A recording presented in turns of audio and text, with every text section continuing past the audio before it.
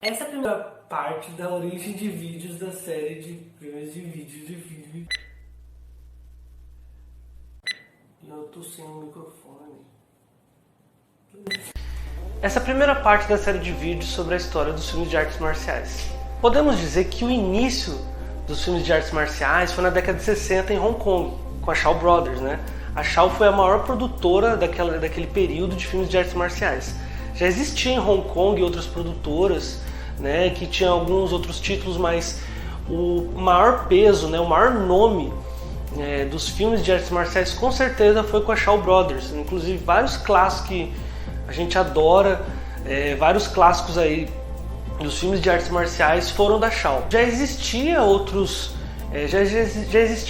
títulos que a gente pode encaixar como filmes de artes marciais, porém, vamos dizer assim, como um movimento, né, como um nicho, como um público, né, um subgênero da ação, né, a gente pode dizer que foi com a Shaw Brothers na década de 60 em Hong Kong. Já tinha filmes com Akira Kurosawa, de samurai, né. Vamos falar sobre este assunto um pouco mais pra frente em outros vídeos, né?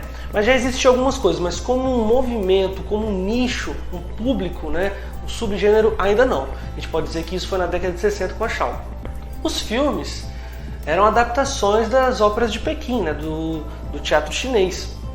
Então envolvia a fantasia chinesa, a fantasia asiática, os temas eram sobre heroísmo, né? As artes marciais, a luta naquela época, daqueles filmes, era um misto de acrobacias, da dança, do balé, né?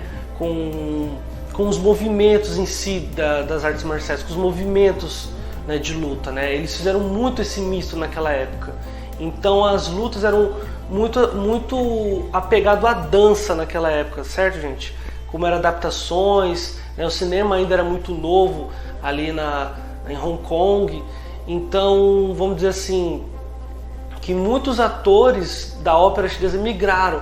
Então foi comum eles fazerem também toda essa transição, né? Os atores que trabalhavam na ópera de Pequim, que trabalhavam no teatro, foram para o cinema, né? Interessante também a gente falar que os primeiros astros, né, de filmes de artes marciais, né, foram mulheres, né? Foram as heroínas, né? Então, vamos dizer assim, a pessoa ia para o cinema porque queria ver a Mei Li, a Feng, né, soltar a porrada nos caras. Então começou com as mulheres, elas foram as primeiras, assim, estrelas dos filmes de artes marciais. Durante a década de 60, o domínio, a força da Shaw era imensa. Eles estavam lucrando, o Run Shaw, né, que é o presidente, né, ele estava lucrando horrores, muito. A produção de filmes estava cerca de 6 filmes por semana, né? Para vocês terem ideia, o império da Shaw Brothers era tão grande que tinha uma cidade, né, a Shaw Town, tinha uma cidade para abrigar atores, produtores, roteiristas, toda uma equipe de cinema morava numa cidade dessa produtora, porque era enorme. Eles lançavam muitos filmes, né? De certa forma também distribuíam muitos empregos. Então existia toda uma mecânica social em torno da Shaw e da produção de filmes de artes marciais e tudo mais, certo? Tudo isso na década de 60, era um poderio muito grande, né? Vamos dizer assim, um monopólio mesmo, né? Então a Shaw estava prevalecendo em Hong Kong com os filmes, porém um ator teve uma visão de lançar os filmes de artes marciais, o cinema marcial, para os Estados Unidos, né? Porque ali, né, era onde, vamos dizer assim, todos os artistas ou estrelas, até músicos mesmo, quando se destacava, eles queriam entrar no mercado americano, porque o mercado americano era onde bombava, o lucro saía dali mesmo, né? Ali já te levava para outras esferas. Inclusive, muito do que a gente recebeu aqui no Brasil sobre cinema veio intercalado dos Estados Unidos, não foi tipo China. Alguns títulos foi, mas muita coisa foi assim, Estados Unidos para cá, né? Hong Kong, Estados Unidos para cá. Então o mercado americano, ele tinha essa explosão. E um ator imaginou o que seria fazer isso, né? Antes não tinha, né, essa transição. Hoje é mais fácil essa transição de mercado. mas naquela época era uma coisa assim, nunca vista. E um ator pensou, cara, eu posso pegar esse cinema, eu posso pegar esse formato, essa questão de artes marciais e trazer para o cinema americano. A Shaw Brothers já estava bem confortável, o Shaw estava confortável, né? Então ele não ligou. Certo, galera, dentro de tudo isso, o que a Shaw fez então? Ela simplesmente deixou de assinar com a maior estrela dos filmes de artes marciais e com certeza a estrela que ia fazer ela ser a maior de todas, com certeza. Eu não estou sendo exagerado nesse sentido, maior que Warner, maior que todas. Tá? A Shaw Town, que é a cidade da Shaw Brothers, gente, já era o maior centro cinematográfico do mundo, já era maior que Hollywood. Então, essa estrela com certeza ia fazer eles alavancarem, mas eles deixaram de assinar com quem? Com quem? Com quem? Com Bruce da Silva Lee. Né? Na época eles disseram que era só um cara de Kung Fu, foi como deixar de assinar com, sei lá, Beatles ou Post Malone, sei lá, um cara muito grande. E o Bruce que tinha essa visão, né? Ele já estava com esse planejamento, ele já estava divulgando sobre o que ele ia fazer, ele já estava meio que, olha, estou planejando isso. E a Shaw deixou de assinar, né? Não deu outra, apareceu uma outra grande produtora de filmes de artes marciais, que é a Golden Harvest, né?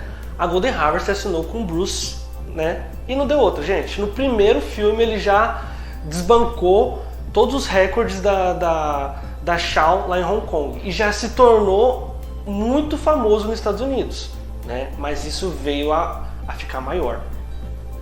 Isso no finalzinho de 60, começo de 70, né? E esse comecinho de 70 foi muito especial, mudou muita coisa, porque o Bruce já trouxe coisas novas para os filmes de artes marciais, né? Como eu tinha dito, antigamente os filmes de artes marciais eles eram mais, né, as lutas eram mais teatral. E os filmes do Bruce, como é que é? Como é que ele trouxe, como é que ele revolucionou? As lutas eram diretas, eram rápidas, ele queria isso. Coisa mais rápida, né? Então ele já trouxe essa velocidade na luta. Né? Inclusive isso deu uns problemas no início para alguns diretores, porque as cenas de luta ficavam muito longo, então eles não precisavam se preocupar tanto com o roteiro, não era grande, porque as lutas já davam muito espaço. E as lutas do Bruce, não, as lutas do Bruce eram rápidas, eram velozes. Ele dizia assim, né? Por que eu vou demorar, por que eu vou bater 2, 3 vezes e com um soco eu já posso derrubar o meu oponente, já posso vencer, né? Então ele trouxe essa velocidade, esse dinamismo. O Kung Fu dele também era um Kung Fu mais realista, entende? Então o Bruce trouxe toda essa revolução. Isso se encaixou muito bem na visão dos americanos, isso estava indo num lugar bom, isso já no Big Boss, né, o Dragão Chinês, né, que é o primeiro filme, tradução em português aí, ele já estava fazendo um sucesso muito grande, né, e aí, cada filme dele foi sendo uma explosão, um lançamento maior que o outro, um poderio maior que o outro. Cada filme do Bruce estava se destacando, estava rendendo muito reconhecimento, dinheiro, ele estava expandindo, né? E ele finalmente conseguiu fazer um filme onde existia parceria entre produtoras da China, né, Hong Kong, com uma produtora americana, que foi a Warner, que é Enter the Dragon, né? Que é pra gente a Operação Dragão. E esse filme é revolucionário, né? Eu vou falar muito mais sobre esses filmes do Bruce. E esse momento é importante porque ele fez essa transição. Ele trouxe tudo aquilo que já tinha no formato, vamos dizer assim, standard, no formato, de certa forma, americano, né? A produtora ele ajudou a Warner e criaram esse filme. Esse filme foi muito bom, é revolucionário, né? Ele, fora os atores, né? Foi a introdução do Jim Carrey, o primeiro, vamos dizer assim, ator de artes marciais negro. Essa era de ouro do Bruce, no começo dos anos 70, trouxe inspiração para um outro movimento que a gente vai falar no próximo vídeo. Interessante também, nessa época, aconteceu algo muito bom também. Aí foi pela Shaw. E foi o quê? O surgimento de um dos maiores diretores, talvez o meu favorito diretor de artes marciais, que é o Lia Chia.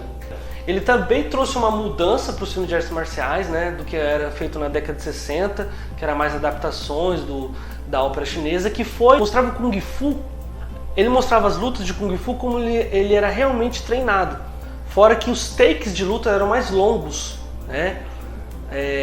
Então isso trouxe uma complexidade para os movimentos, para a luta, né? As lutas eram muito mais envolventes, tinha muito mais movimento, que a gente vai falar muito mais sobre o Liu e o Gordon Liu. O Gordon Liu foi o grande ator que estava ali em parceria muito com o Liu, muito famoso também, a gente vai falar muito sobre ele. E voltando pro Bruce, ele estava fazendo muito destaque, ele fez o Enter the Dragon, né? Nesse meio tempo ele fez o Game of Death, né? Que a gente conhece, né? Que é inacabado, infelizmente ele não conseguiu concluir. Infelizmente o Bruce faleceu, né? A gente vai falar mais sobre a morte dele e tudo mais. E isso gerou repercussões muito grandes, né? Quer dizer, o nascimento dos filmes dele trouxe uma repercussão, a morte dele trouxe uma outra repercussão também. Isso ainda na metade da década de 70, já aconteceu muita coisa. Certo, galera? Mas isso aí vai ficar pro próximo vídeo. Gente, muito obrigado por assistirem. Até o próximo vídeo. Falou!